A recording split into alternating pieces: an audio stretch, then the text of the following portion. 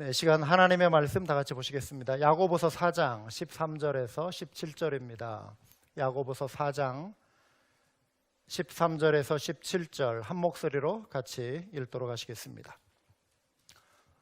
들으라, 너희 중에 말하기를 오늘이나 내일이나 우리가 어떤 도시에 가서 거기서 1년을 머물며 장사하여 이익을 보리라 하는 자들아, 내일 일을 너희가 알지 못하는도다.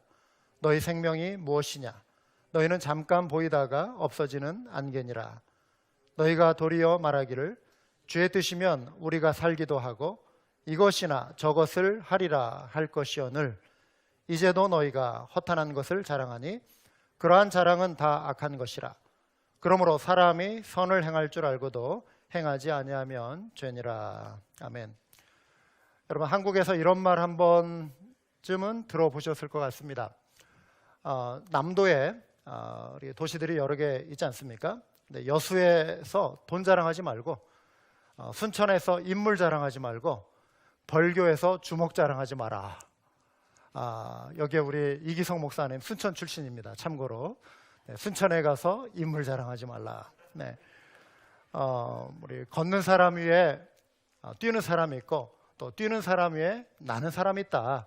그러니까 함부로 자랑하다가 낭패를 당하지 말라, 뭐 이런 의미이겠죠. 그리고 이 속담이 생긴 유래도 있습니다. 이거는 뭐 이 자리에 다 설명드릴 수 없고요. 뭐 여수, 뭐 순천, 벌교 나름대로 그 이유가 있습니다. 여러분, 성경에도 이런 비슷한 표현이 있습니다. 여호와께서 이와 같이 말씀하시되 지혜로운 자는 그의 지혜를 자랑하지 말라. 용사는 그의 용맹을 자랑하지 말라. 부자는 그의 부함을 자랑하지 말라. 왜 지혜나 용맹이나 부함을 자랑하지 말라고 했을까? 문맥을 살펴보면 부자의 그 부함, 그 용맹, 그리고 지혜로 그에게 임박한 그 생명의 그 위협, 죽음의 위협을 해결할 수 없다, 피할 수 없다라고 하는 것이 예레미야 9장 22절 앞뒤 전후의 문맥상의 내용입니다. 따라서 자랑할 것은 하나님이 어떤 분이신지를 알고 깨닫게 되는 것, 그 하나님을 알게 되는 그것을 자랑하라. 그래서 24절에 예레미야 9장 24절에 보시면 자랑하는 자는 이것으로 자랑할지니 곧 명철하여 나를 아는 것과 나 여호와는 사랑과 정의와 공의를 땅에 행하는 자인 줄 깨닫는 것이라. 나는 이 일을 기뻐하노라. 여호와의 말씀이니라. 이렇게 소개하고 있습니다. 오늘 야고보가 교훈하고 있는 것도 자랑과 관련된 교훈입니다. 자랑하지 말라. 13절을 보시면은요, 들으라, 너희 중에 말하기를 오늘이나 내일이나 우리가 어떤 도시에 가서 거기서 1년을 머물며 장사하여 이익을 보리라 하는 자들아. 이 말씀을 보시면 시간과 관련된 표현이 여기에 나옵니다. 오늘이라고 하는 시간, 내일이라고 하는 시간, 그리고 1년이라고 하는 시간이 소개되고 있습니다. 이것은 어찌 보면 우리 인간의 수명과 관련된 것입니다. 오늘 하루라고 하는 목숨, 수명, 내일이라고 하는 또 연장된 수명, 1년이라고 하는 앞으로의 인생, 수명과 관련된 것입니다. 숨쉬고 살아가는 시간의 수치입니다. 오늘 읽은 이 말씀을 보시면 어느 사업가의 이야기가 소개되고 있습니다. 우리 한마음교회 안에도 또 사업을 하시는 분들 많이 계시는데요. 자, 우리가 이제 사업을 구상합니다. 오늘이나 내일 중으로 어느 도시에 가서 1년을 그곳에 머물며 장사를 해서 돈을 많이 벌겠다, 이제 그런 계획을 세웠습니다. 여러분, 이 계획에 지금 어떤 문제가 있습니까? 이 계획 자체로는 아무런 문제가 없습니다. 남들에게 사기치지 않고 열심히 정말 땀 흘려 일하면서 돈을 벌겠다, 이게 무슨 잘못입니까? 우리 이민 생활 속에 우리 성도님들, 우리 집사님들 그렇고 우리 달라스 포토스의 지역에 사는 우리 한인들 가만히 보면 너무 정말 성실하게 땀 흘리며 열심히 살아가고 계십니다. 뭐 도넛 사업뿐만 아니라 뭐 세탁소, 또 뷰티 서플라이, 그리고 이런저런 정말 뭐 편의점이나 이런 사업들을 하시면서 정말 열심히 살아가고 계시죠. 게으르지 않고 열심히 사는 분들입니다. 그런데요, 성경에는 이 성실함과 부지런함 그 자체만으로 하나님께 인정받는 것은 아니다. 성실함만 가지고서는 하나님께 인정받을 수 있는 것이 아니다. 이것을 오늘 말씀에서 보여주고 있습니다. 자, 오늘 이 본문 안에 소개된 이 사업가의 문제는 무엇이죠? 14절에 소개되어 있는데요. 내일 일을 너희가 알지 못하는도다. 너희 생명이 무엇이냐? 너희는 잠깐 보이다가 없어지는 안개니라 말씀하고 있습니다. 자, 오늘, 내일, 그리고 1년이라고 하는 시간 속에서 우리는 하루를 보내고 또 다음 하루를 맞이합니다. 1년을 보내고 그 다음 해를 맞이하죠.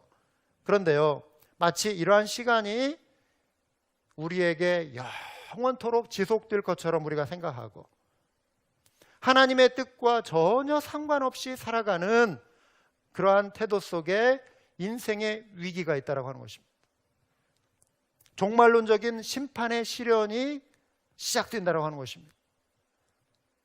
열심히 살아가는 그 자체는 문제가 없지만 그 삶 속에 전혀 하나님과 관계가 없이 하나님을 멀리한 채 하나님과 상관없이 살아가는 그 삶에 문제가 생긴다고 하는 것입니다.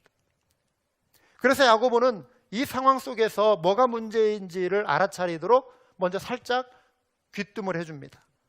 너희는 잠깐 보이다가 없어지는 안개이니라. 영원하신 하나님 앞에서 우리는요, 아침에 꽃이 피어 자라다가 저녁에 말라 시들어 사라지는 그러한 들풀과 같은 인생이다. 이렇게 시편 90편 5절과 6절은 말씀하고 있습니다. 시편 기자는 이렇게 고백합니다. 우리의 연수가 70이요 강건하면 80이라도 그 연수의 자랑은 수고와 슬픔뿐이요 신속히 가니 슉 지나간다는 것입니다. 신속히 가니 우리가 날아가나이다. 우리의 인생의 속도가 이렇게 빠르다라고 하는 것입니다. 잠깐이라고 하는 것입니다. 우리 중에 아무도 영원한 젊음을 유지할 수 있는 분은 이 자리에 아무도 안 계십니다. 어린 시절에 정말 예쁘고 깜찍했던 나의 모습, 벌써 내가 40년, 50년, 60년, 70년, 80년이 슉 지나가고 빨리 지나가는 것입니다. 그런데 짧고 유한한 우리 인생의 한계를 의식하며 살지 않을 때 사람들은 영원하신 하나님을 무시하고 하나님 앞에서 교만해집니다. 자기가 원하면 뭐든 할 수 있을 것 같은 교만함이 인생의 주관자 되시는 하나님을 대적하게 만드는 것이죠. 지금은 내가 하고 싶은 거 다 마음껏 할 수 있다고 생각하고 즐기고 싶은 거 다 즐길 수 있다고 생각하고 죄 짓고 싶은 대로 다 죄를 지으며 살 수 있을 것 같은 그러한 착각을 한다라고 하는 것입니다. 심지어 내가 내 운명의 주관자라고 하는 생각, 이 교만한 생각이 바로 내일 일, 투마로, 내일 일을 알지 못하는 인생의 어리석음이라고 하는 것입니다. 야고보가 예로 든 사업가의 문제는 내일의 일을 설계하는 그 자체가 아니었습니다. 왜요? 사업가가 당연히 비전이 있어야죠. 비전이 있어야죠. 5년 뒤, 10년 뒤 그런 계획이 있어야죠. 그런데 이 계획 자체가 문제가 아니라 내일을 계획하되 내 삶을 주관하시는 분이 누구시냐? 삶의 주관자 되시는 하나님을 인정하지 않고 사는 그게 문제였다는 것입니다. 내일 일이 나의 결정과 나의 뜻에 달린 것처럼 생각하며 사는 태도. 그런데 이게 비단 오늘 예로 든 이 사업가만의 문제가 아닙니다. 내가 어떤 직업을 가졌든지 간에 내가 학생이든 가정주부든 또 지금 육아를 담당하는 젊은 엄마 아빠든 은퇴하고 인생의 황혼기에 접어든 그러한 연로하신 그런 분들이든 상관없이 모두에게 다 해당이 되는 거예요. 내 일이 나의 결정과 나의 뜻에 달린 것처럼 우리 모든 인생은 그렇게 생각해서는 안 된다라고 하는 것입니다. 그래서 야고보는 17절에서 그러므로 사람이 선을 행할 줄 알고도 행하지 아니하면 죄니라 말씀했습니다. 여기서 말하는 선을 행한다는 것이 무엇이죠? 어떤 착한 일을 하는 것, 이것을 지금 여기에서 이런 일반적인 착한 일, 이것을 말하는 것이 아닙니다. 문맥 속에서 살펴봐야 합니다. 첫 번째로 주의 뜻을 인정하는 태도, 이게 선을 행하는 것입니다. 주님의 뜻을 인정하는 태도. 15절을 보시면 너희가 도리어 말하기를 주의 뜻이면, 따라서 해볼까요? 주의 뜻이면, 주의 뜻이면. 우리 마음에, 우리 입술에 이 고백이 필요합니다. 너희가 도리어 말하기를 주의 뜻이면 우리가 살기도 하고 이것이나 저것을 하리라 할 것이오늘. 여러분, 우리의 수명은요, 우리의 부요함은요, 그리고 우리의 명예는요, 다 주의 뜻에 달려있다고 하는 것입니다. 주님께서 붙들고 계십니다. 다윗 왕이 그래서 이렇게 고백했죠. 부와 귀가 주께로 말미암고 또 주는 만물의 주제가 되사 주관자가 되신다는 것이죠. 손에 권세와 능력이 있사오니 모든 사람을 크게 하심과 강하게 하심이 주의 손에 있나이다. 할렐루야. 주님의 손에 달려있다. 주님이 주관하신다. 우리의 수명과 관련해서, 우리의 목숨 수명과 관련해서 여기에 고백대로 주의 뜻이면 우리가 살기도 하고, 이렇게 고백할 수 있어야 한다는 것입니다.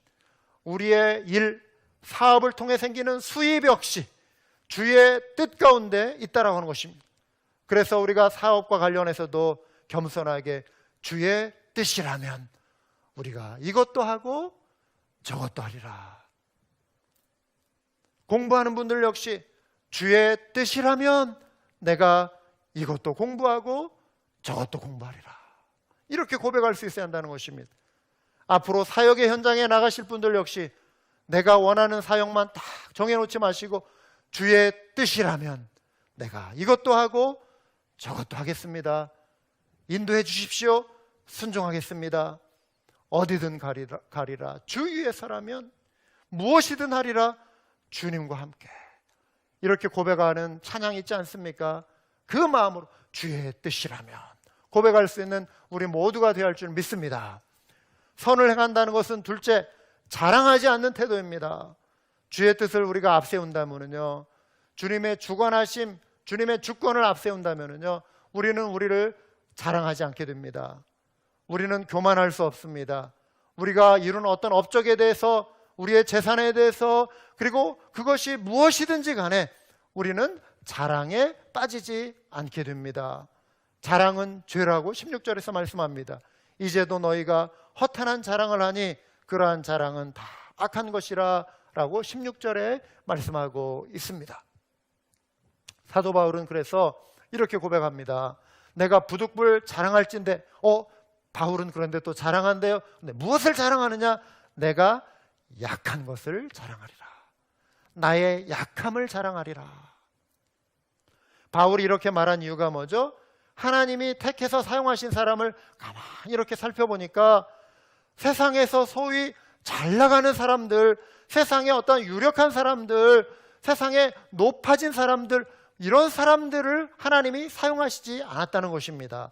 오히려 세상에서 약해 보이는 사람들, 세상에서 부족해 보이는 사람들, 이들을 하나님이 들어쓰셔서 그들이 겸손하게 나의 나된 것은 오직 하나님의 은혜입니다. 인정할 수밖에 없게 만드는 거예요. 내가 나의 모습을 볼 때 어떻게 내가 이렇게 하나님 앞에 쓰임받을 수 있는가, 이런 열매를 맺을 수 있는가, 나 같은 자가 돌아보니 다 하나님의 은혜구나. 하나님의 은혜구나. 이민생활 시작하실 때 얼마나 절박하고 힘들었어요. 세상 살아갈 날이 정말 막막했잖아요.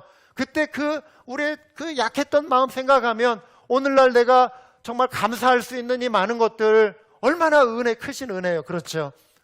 그래서 하나님의 은혜구나 고백할 수 있는 거예요. 나의 지혜, 나의 재산, 나의 가문을 자랑하는 사람은 하나님 앞에서 겸손하기가 쉽지 않는 것이죠. 주의 뜻을 인정하고 따르는 사람이 자신의 연약함을 있는 그대로 고백하며 겸손히 주의 뜻을 따르는 인생이 되는 줄 믿습니다. 우리는 나의 나된 것을 하나님의 은혜라고 고백하는 그 고백을 한순간도 놓쳐서는 안 됩니다. 내가 건강관리를 이만큼 잘해서 지난 3개월 동안 무사했던 거야. 여러분, 이것도 자칫 자만이 될 수 있습니다. 물론 우리가 노력하고 조심해야 하죠. 당연하죠. 그러나 중요한 것은 지켜주시는 하나님의 은혜 때문에 오늘이라고 하는 이 시간 우리가 허락받고 살아가는 줄 믿습니다. 내일을 또 은혜로 기대하고 맞이하게 될 줄 믿습니다. 내가 지혜롭고 열심히 일해서 이만큼 내가 이렇게 이루고 살아온 거야. 이것도 자만이 될 수 있고 자랑이 될 수 있습니다. 물론 어떤 분들 이런 것을 이루시는 걸 보면은 남들에게 없는 정말 어떤 지혜의 영역이 있는 것 같아요. 남들이 생각하지 못하는 것을 생각하는 그러한 지혜가 있죠. 그런데 항상 주님 앞에서 우리가 주님의 은혜를 고백할 수 있어야 한다는 것이죠. 내가 능력이 뛰어나서 이만큼 공부하며 유학생활 잘 버티고 가정 꾸려가고 있는 거야. 이러한 생각도 자만과 자랑이 될 수 있습니다. 나의 나된 것은 오직 하나님의 은혜입니다. 주님의 손길이 함께 하시는 은혜인 줄 믿습니다. 우리 영어권 회중 가운데 우리 메리 성도님 올해 9월달 되면 90세 생신을 맞이하게 돼요.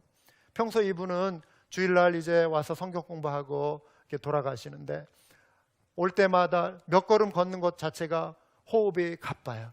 그래서 쉬었다 오고 10발자국 뛰고 쉬었다가 들어오고 해서 들어오죠. 성경 공부 마치고 돌아갈 때 꼭 습관처럼 고백하시는 게 있어요. 뭐냐면 주의 뜻이라면 다음 주에 봐. If the Lord's willing. 이 말을 꼭 하세요. 주의 뜻이라면 다음 주에 봐. 근데 좀 젊은 사람의 입장에서 이렇게 들을 때는 마치 어떤 미국 그리스도인 성도들이 하나의 그냥 관용어처럼 신앙생활하며 하나의 습관처럼 그냥 어떤 신앙적인 미사여구처럼 살짝 포장하는 그런 표현처럼 들려질 수 있어요. 왜냐하면 우리가 평상시에 생각할 때 정말 특별한 일이 없으면 다음 주 우리 보는 건 당연한 거예요. 그렇죠? 우리가 다음 주에 만나게 되는 거, 내일 태양이 다시 뜨는 거, 뜨는 태양을 내가 보게 될 거, 그거 우리 뭐 걱정하고 염려하고 그러지는 않지 않습니까? 왜요? 일주일이 이렇게 슉슉 이렇게 지나가 주니까. 그런데 90세의 인생을 사시는 분의 입장에서 가만히 생각해 보세요. 주께서 오늘 밤이라도 이렇게 몇 발자국 뛰는데도 호흡이 가쁜 당신 스스로에게 하루를 맞이한다라고 하는 것은 매일매일의 하나님의 은혜인 거예요. 하루하루 연장시켜 주시는 하나님의 은혜가 이 성도님과 함께 하는 것이죠.